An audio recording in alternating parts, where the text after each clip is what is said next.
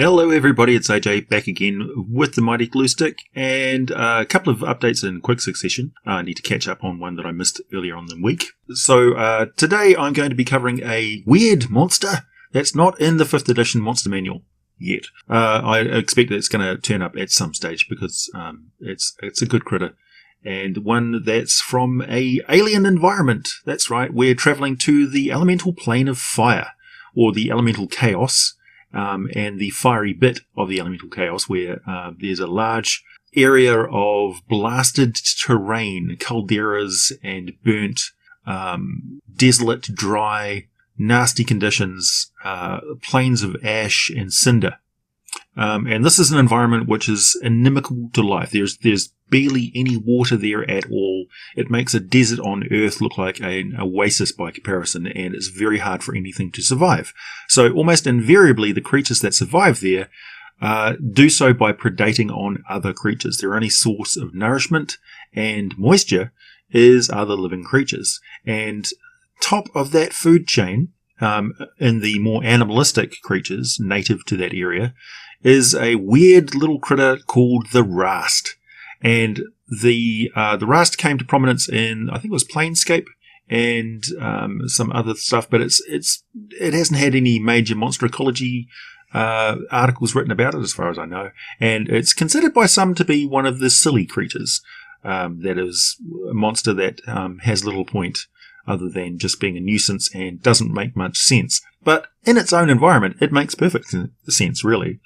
I've seen these wasps and things that predate upon spiders and things like that, and I would imagine the Rast operates in a similar sort of way.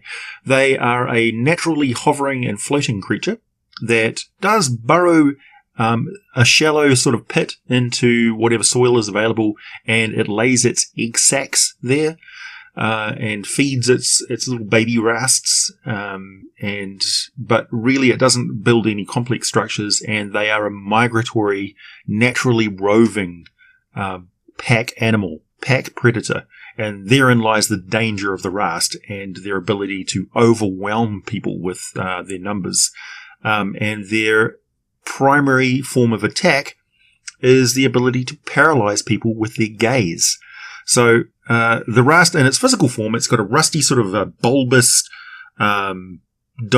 medium-sized dog body, so about the size of, say, a Labrador or something, and it's got a simian sort of a head, like a monkey goblin-like head attached to that, devoid of much other than two beady red little eyes, usually two. It can be a mutated thing with more than two eyes.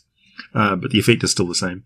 And a slavering maw underneath that. And sprouting out of its body is 10 to 15 almost insect-like thin appendages ending with hooked claws. Almost like spider legs in a way, but it seems to be some sort of a floating mammal type thing. It's hard to tell, really. It's a bulbous sac with lots of spindly little legs that dangle out the end of it.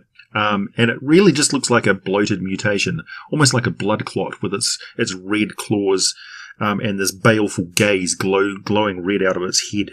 So what it does is they are very good at detecting anything moving nearby. So even if they're sort of lazing around dormant, preserving their energy and in a state of darkness, it's not often very dark in the elemental chaos, but they are adapted to have dark vision out to 60 feet. They've got a passive perception of 12. Speed on the ground, when they're just sort of rolling around, or if they lose the ability to hover for some reason, is only 10 feet per round. And they can fly at a sedate 30 feet per round. But they can do so tirelessly, so they can chase down anybody who's trying to run away from them. They are +5 to hit on all of their attacks. Their claws they can do 2 claw attacks of 5 damage each. They can only use about 4 of their 10 to 15 claws at any one time for some reason.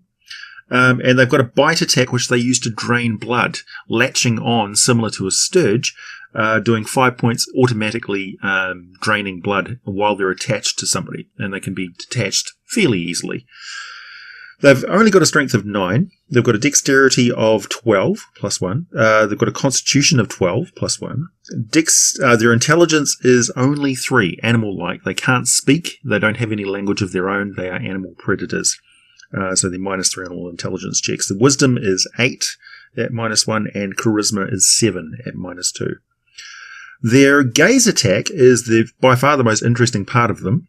And when they approach within 60 feet, they can hit you with this gaze attack with a DC 10. And if you fail the DC, you are paralyzed for a minute. You can save at the start of every single turn that you have, but you do not become immune to the gaze attack by saving against a Rast. And they attack in groups. When they approach closer, at close range of 30 feet or closer, the DC bumps up to 13 on the Rast's gaze attack. So that's an interesting innovation there. And they will paralyze you for a minute. And of course, if you imagine that you have a cloud of 5, 10, 15, 20 Rasts coming at you, they are very scary. And it's their attacking in numbers and a mass that makes them the primary predator on the plains of Cinder in the elemental chaos. Azers and other natives and the serpent folk of the elemental chaos and the fiery regions tend to give the areas that are populated by Rasts quite a wide berth. They don't go in there without good reason, and they'll go in there with plenty of very powerful ranged weapons to blast the Rast out of the air before they get anywhere near them. The Rast, of course, can traverse the chaotic terrain of the elemental chaos by just floating, and their subjective gravity is wherever they decide it is. So, much like a beholder, they just sort of float around and have that gaze attack that they can level on anybody. They've got an AC of armor class of 12, and each individual Rast has got about 40 hit points. So they're not particularly potent, but in large groups they can be quite devastating, and that ability to paralyze people will quickly overwhelm them. In case you're wondering where I got the stats for this 5th edition Rast, I basically just made it up using adapting the Sturge's ability and the Beholder's, the Spectator's gaze ability, and had a look at ghouls as well, just to give you some idea of how I come up with the creature, which is a nice blend of those, and just a nice compromise with its armor class and hit points. So it's fairly easy to make a monster. You just sort of gauge how dangerous it is. In this case, you've really got to look at how many Rast are attacking. The armor class of 12 and hit points of 40, and that ability to paralyze makes them very dangerous for a group of adventurers, unless they have some mitigating way to get away from them quickly, avoid them, ward them off, or kill them before they get to you. Otherwise, you can quickly have a TPK, because the Rast will paralyze the strongest members of the group and then just basically drain everybody of blood until they're dead. They have an intelligence of 3 and a wisdom of 8, which means they will just eat you until you're dead. They don't care.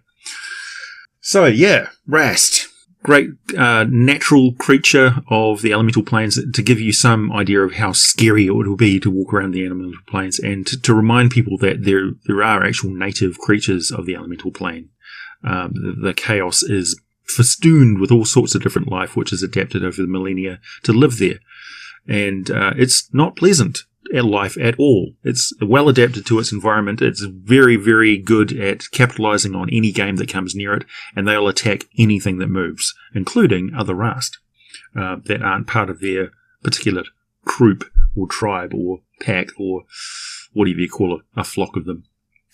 Okay, thanks for listening, everybody. Next up, I'm going to be covering the Sturge.